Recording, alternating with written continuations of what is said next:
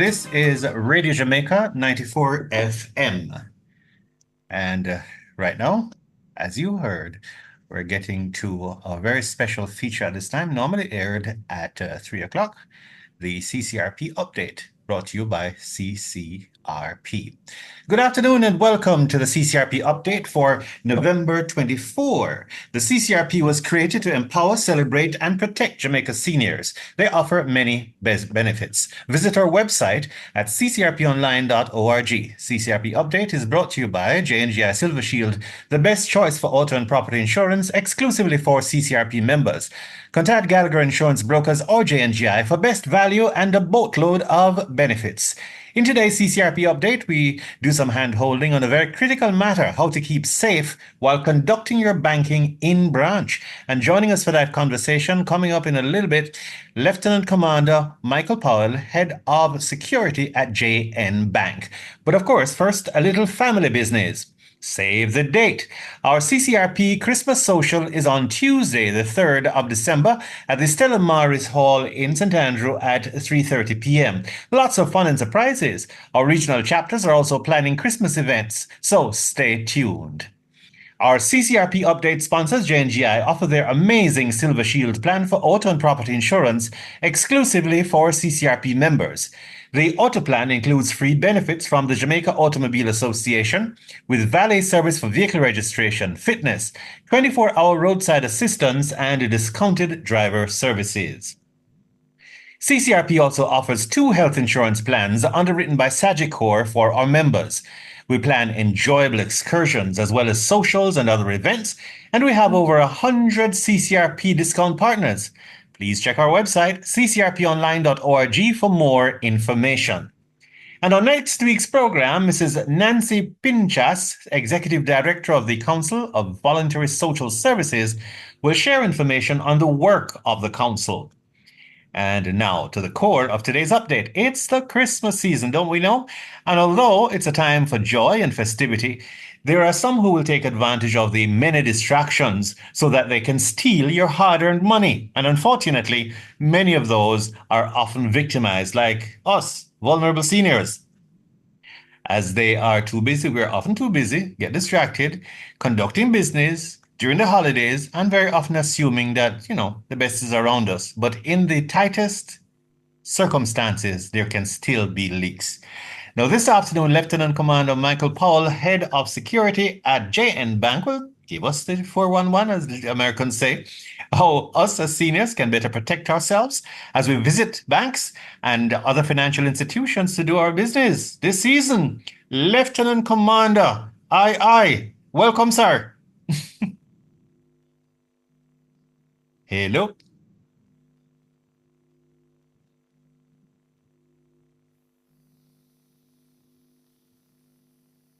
Jerry?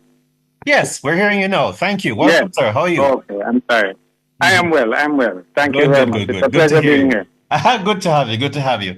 All right, let's start from the get-go. What are some of the factors that make our seniors, people like me, more vulnerable while doing our banking this time of year?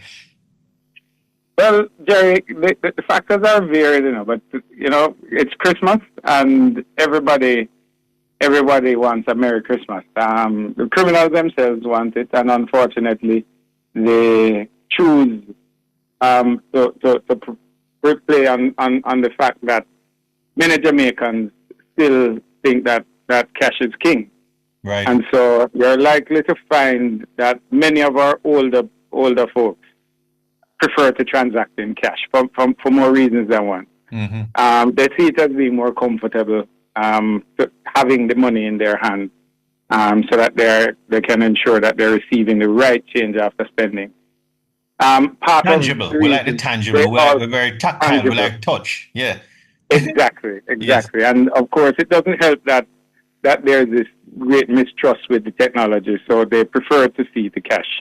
Mm-hmm. Many criminals know this, and so they often use during the Christmas season when they're more. They target the seniors more, especially as this is now when they're doing business with financial institutions. Right. They prefer to go in branches to do their banking, the seniors that is, or even at ATMs, although some still do use the cash, Yes. use the ATM. You have other reasons. Older adults are sometimes not as strong, and so they have to depend on others to help them because of physical ailment. Right. Their vision as well may sometimes diminish, and their agility, including their mental alertness, is also diminished. They also tend to be more trusting, and so may not be as aware of criminals who are watching and waiting to pounce, or may even befriend them by pretending to help them and eventually steal their money. And we see that I in have many one cases. for those of us who are not completely impaired visually but have to put on the glasses to read or whatever. It's like it's two different parts of your brain. So you put down the Yes, bag to set the glasses. By the time you turn around, a man might be gone with your pouch or your bag. a long time, and I see it with even my own mother. So it's something that, see, my mother is now 87, but she still thinks she's as strong as when she was 40, Yes. and so she doesn't recognize that she still is not moving as fast and may Hmm. not be as nimble. Yes. But the criminals see this as an opportunity for them to come quickly and pounce upon on those who are unsuspecting. Mm. As I'd alluded to before, they because of the failing eyesight and not understanding the technology, a lot of times you'll see it at ATMs. The seniors go to the ATMs. They do two things. They have their PIN written down on a piece of paper so that people can see it. Mm. They ask for assistance and tell people to put in the PIN. They tell you what the Oh, PIN is. You ask yes. them, and so it makes them vulnerable. Mm. Wow. That's rough. Tell us some of the do's and don'ts, my brother, because that would probably help many of us to be clear-minded, even though we might not be as strong physically, but just to leave with that determination that, okay, this is what I'm going to do, this is what I'm Right. not going to do. Well, one of the first thing is to avoid making large cash withdrawals and walking around with large volumes of cash. That is a recipe for disaster. And I say that not just for seniors. It's something that generally we should, as individuals, avoid doing because it attracts those persons who are, in my view, not motivated to go out and work for it, and they prefer to have you go and hand it to them. Hmm. So for many, it's a tough habit to break, Jerry, Yes. because they carefully plan how they will use the money. And Hmm. so they withdraw these large sums so they don't have to keep going back to the bank. So, but we recommend breaking up withdrawals and using a bank card. Um, I'm aware though that many seniors see the bank card as being a bad word, Yes, I but it's much understand. easier to use than they think. The, the, the, the difficulty again with that is, and I'll tell them that it's easy to remember a four number pin, Hmm. but that's easier said at my age than somebody who may be having a challenge remembering even what day of the week it is. Hmm. And then the other thing is that they may use a pin that is known or that you can guess. Don't use your birthday or your gate number, these things. Anniversary, I would advise, don't use anything that is in any way associated with you. If you're 80, use the date when you meet your girlfriend. Who else going to know? Yes, a significant date that nobody You else will would not have forget, even nobody will figured. know. Yes, exactly. The tellers in the branches are more than willing to teach them how to use it as well. And so the card is much more secure than walking around with large volumes of cash. So that's one way. Yes. Another way is to try and avoid routine. Don't telegraph your actions and your business. So Mm. you know that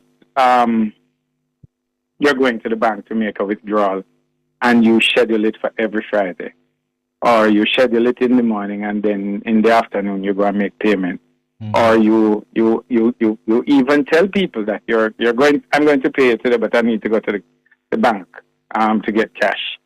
Because even though you may think that you're telling somebody who's person may be trustworthy, but they might let something slip. Sure.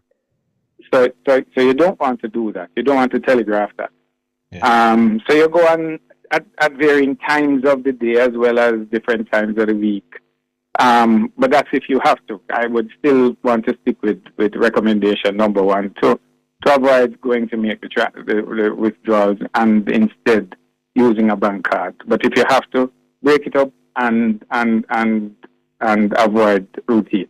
Mm-hmm. The other thing that you can do as well, if you have somebody that is trustworthy, even though I've seen instances of people who are supposed to be trustworthy. Proven, in other words. Proven. Yes, exactly. They take A somebody church along system with might you. be much more trustworthy than your own flesh. It's very much. I've seen instances where that is very much true. So, but don't bank alone. One of the things is you have an additional pair of eyes to see what is happening around you. Yes.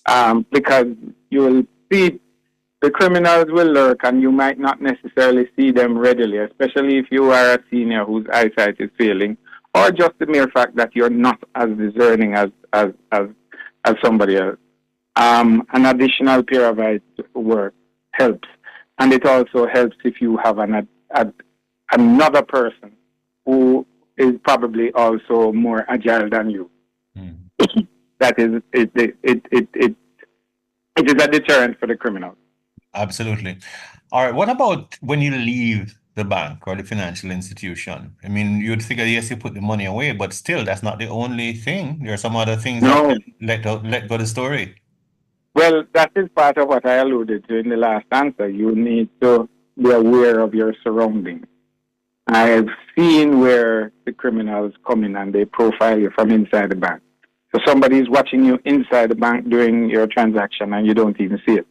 But it may not be that same person who comes. However, oftentimes that person is seen on the outside as well. Mm. And so you want to be aware of these things.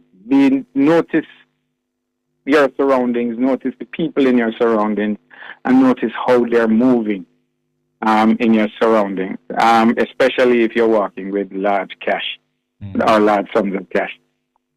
If you suspect you're being followed, I often tell people that you have a 360-degree view of your surrounding without having to turn around, because your peripheral vision helps you to see to the side. So technically, you have a 180.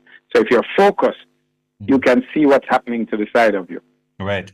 So in order to see behind you, you just need to look to your side, look to the two sides. So you walk around and be curious. And the criminal, knowing that you're seeing them, is going to be more circumspect in approaching you. If you're driving, don't drive home or get out. Sorry, if you're driving and you find that you're being followed, don't go home. If you suspect that a car is following you, that is, drive straight to the police station or to a gas station or somewhere, an open business, and get some assistance. Yes, that's definitely some really excellent advice. What about choosing to use an ATM in branch? Yes. Those are generally much safer than the ones that are unattached to the branch. The criminals, as you know, part of it's not just targeting you when you remove the cash and have it on you, but it's targeting you from the perspective of using different methodologies to capture your card information. It is less likely that you will have that in branch. As well, you will less likely have persons lurking around, because generally the branches will have security who will be patrolling or who would have been in the area, who would see that people are there. Generally, you also have a lot of persons who are in the vicinity who can spot these criminals sometimes. So it's safer to do that than to use an off-site ATM. You need to avoid large cash withdrawals and walking around. And I'm reiterating it because it's very important. Sorry. Wow. Um, Yes. You all and right? if you need to do it as well, be inconsistent. Mm-hmm. Randomize your visits to the bank so that they don't easily see it. You can mix up the branch or the bank and the ATM so that you don't develop this routine of going to the branch for transactions. One of the beauties about getting older is that your schedules are not as rigid. So you can Yes, afford to yes, float it, exactly, to add little exactly. excitement to your life and a little thing. You know, me just kind of like, oh yeah, I feel like let me do this now. And then you Yes. plan it and you go off time and say, oh, this is what it's like in the morning. That's what I do with some things, you know? Hmm. Mm-hmm. Hmm. And again, if we go back to even where you don't want to rely on strangers, if you since you're so flexible, you can allow your flexible schedule to be around multiple persons. So you have a Yes. grandson who may be available one morning Mm-hmm. and a mother who might be available at another time. Those are inconsistent times, but you have somebody with you at all times. Pick up one of George's, pick up one of a Yui, pick up one from swimming. Exactly. Exactly. Yes, yes. I get The it. I other get thing it. with going Yes, in branch as well, you can get assistance from the representatives on the floor. yes. And very often they're pretty helpful. I find that Very, I've yes. seen a And significant I step know up. most I know Jane has persons who are dedicated to help you with those banking transactions at the ATM, particularly the smart ATMs. Yes. I load up the New Kingston Jane branch. There's something that they did there that is just spectacular. It just it's stress free in the Mhm. banking hall. You know, Or we can with call the things that are working, so give them our best regards. We have noticed that. all right, we'll pass it on. I Hmm. will definitely. Yeah. Wow. Any other tips before you leave me, Lieutenant Ah, Commander? yes. It is certainly safer um, to use the ATM than walking with cash from the branch. One of the advantages of the ATM is it doesn't matter how many times you go, so you can draw a small amount. So if you only need $5,000, you take that rather than going to the bank teller where you'd need to withdraw a large sum because of the different things that you intend to do with it. If Hmm. you also have an ATM card, it means that you also are able to do transactions at the point of sale. Be careful of the ATM that you use. Don't use ATMs in lonely areas. And check the ATMs carefully before inserting your card. Check the section of the machine where you must insert your card, touch and shake it to feel loose and inspect what is loose and inspect if those things like glue stains and so on are on it. One of the if it appears rickety or looks odd, um, don't use it. It may the criminals may sometimes have Yes. things attached to it. One of the things that, and it's not absolute that when it's rickety, it means that that's a telltale sign. I remember one of the first equipment that we recovered from our ATM. It was because somebody went in the ATM and thought that this keypad just looks brand spanking new, very shiny, because they had used it before, and so they came out of the ATM and went to the branch and asked if the keypad was changed, and so that spurred the supervisor to come out, and lo and behold, they had an overlay on the keypad as well as one on the card reader, Wow. and just to highlight how good that was, that even the criminal himself, after the keypad was removed, went in there and didn't even realize that his own card reader was there because it looked so real. Wow. So, so it's good to do that. If you're uncomfortable, if you're comfortable with online banking, try to keep also a checking account. And one of the advice that I'd also give is do most of your transaction from the checking account. Attach a debit card to it, and when you need to spend money, you transfer the money to the checking account, so you have less exposure. Right. Absolutely. Wow. Yeah. Thank For you more so very much. Yes. information, though, Jerry, Mm-hmm. because I know the time is short, Sure. Mm-hmm. we'd invite our listeners to log on to our website, janegroup.com/security, where they'll find some additional information. They can also subscribe to our Security Scoop monthly e-newsletter.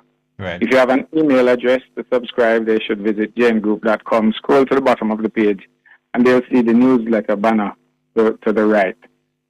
All they need to do is to click the subscribe button and follow the brief instruction to sign up.